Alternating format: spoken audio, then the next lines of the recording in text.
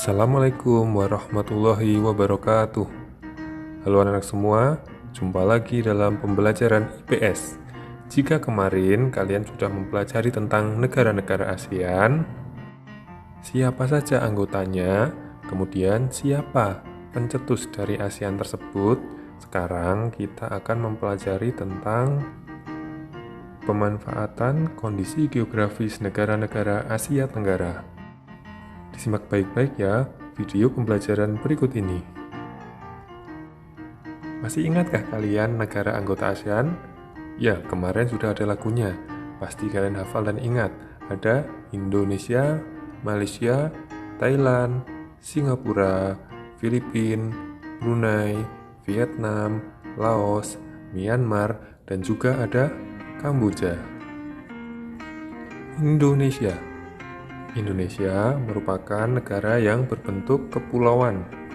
Mata pencaharian yang ada di negara Indonesia ini diantaranya petani, pekebun, nelayan, buruh, pekerja kantoran. Wilayah Indonesia berbentuk kepulauan. Ibu kota negara dari Indonesia adalah Jakarta. Di negara Indonesia ini, hasil sumber daya alam berupa padi, jagung, kopi, teh, pina, udang, kayu, bauksit, tembaga, timah, dan lain-lain. Pada bidang ekonomi, Indonesia mengekspor dari bidang pertanian diantaranya karet dan produk karet, kemudian sawit, kakao, dan kopi. Pada bidang tambang, Indonesia memiliki tambang berupa minyak bumi, emas, perak, nikel, batu bara, dan juga timah.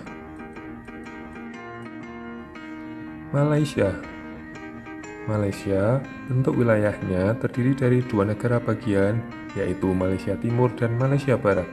Mata pencarian penduduknya diantaranya petani, pekebun, penambang. Ibu kota Malaysia adalah Kuala Lumpur. Hasil sumber daya alam yang dihasilkan negara Malaysia diantaranya kayu, karet, timah, kelapa, tembakau, teh, dan lain-lain. Hasil pertanian utama yang dihasilkan negara Malaysia diantaranya padi, kakao, karet, dan juga kelapa sawit. Malaysia merupakan penghasil karet terbesar di dunia. Hasil tambang yang utama di negara Malaysia adalah timah.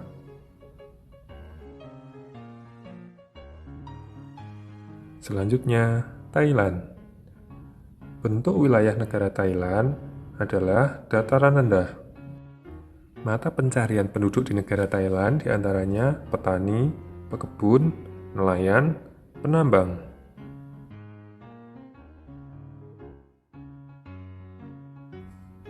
Bangkok adalah ibu kota negara Thailand. Hasil sumber daya alam yang dihasilkan Thailand berupa padi, tebu, kayu jati, batu bara, timah, dan gas alam.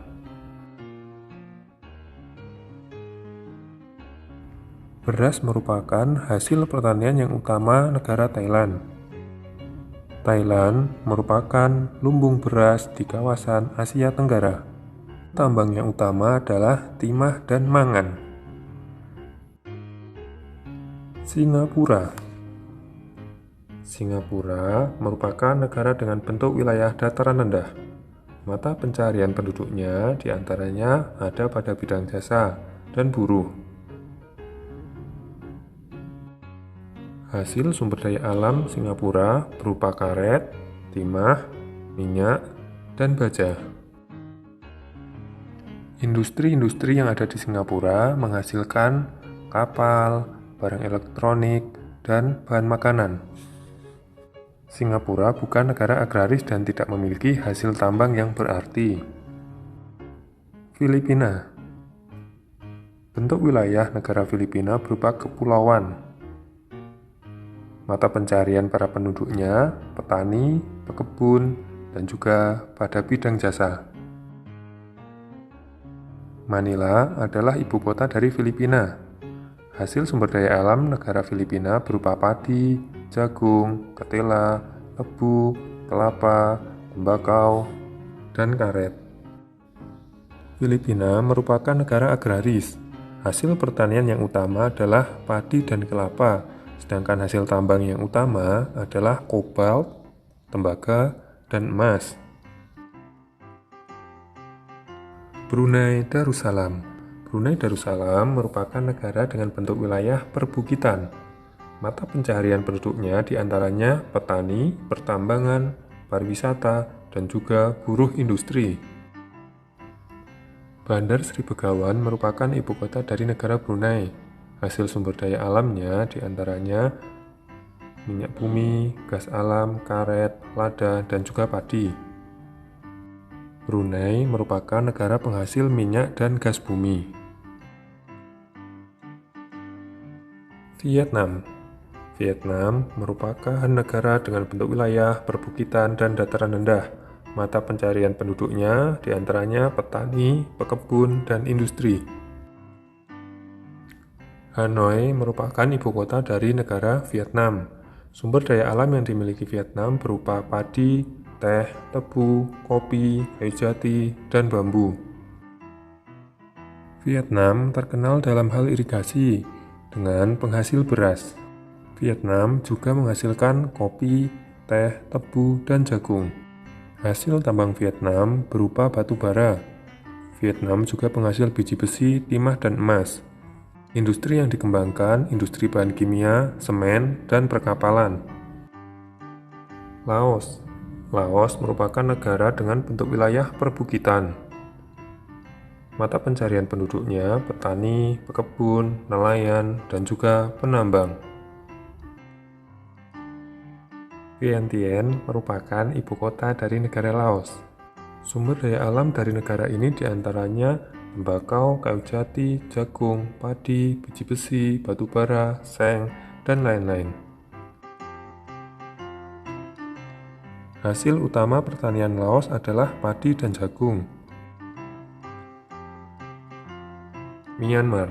Myanmar merupakan negara dengan bentuk wilayah dataran rendah dan pegunungan. Mata pencarian penduduknya petani, pekebun, dan penambang. Nay Pyi Taw merupakan ibu kota dari negara Vietnam. Sumber daya alam dari negara ini berupa gas alam, batu bara, emas, perak, timah, tembakau, dan lain-lain. Yang terakhir, Kamboja. Untuk wilayahnya dataran rendah dan dataran tinggi. Mata pencarian penduduknya berupa petani, pekebun, dan penambak. Phnom Penh merupakan ibu kota dari negara Kamboja. Hasil sumber daya negara ini berupa padi, jagung, karet, tembakau, dan tambak ikan tawar. Pertanian padi dan perikanan merupakan kegiatan utama masyarakat yang ada di negara Kamboja. Nah, demikian pengaruh kondisi geografis terhadap negara-negara di Asia Tenggara. Kita sudah belajar pengaruh kondisi geografis terhadap kehidupan ekonomi di negara-negara ASEAN. Pembelajaran IPS cukup sampai di sini ya. Kita lanjutkan minggu depan. Wassalamualaikum warahmatullahi wabarakatuh.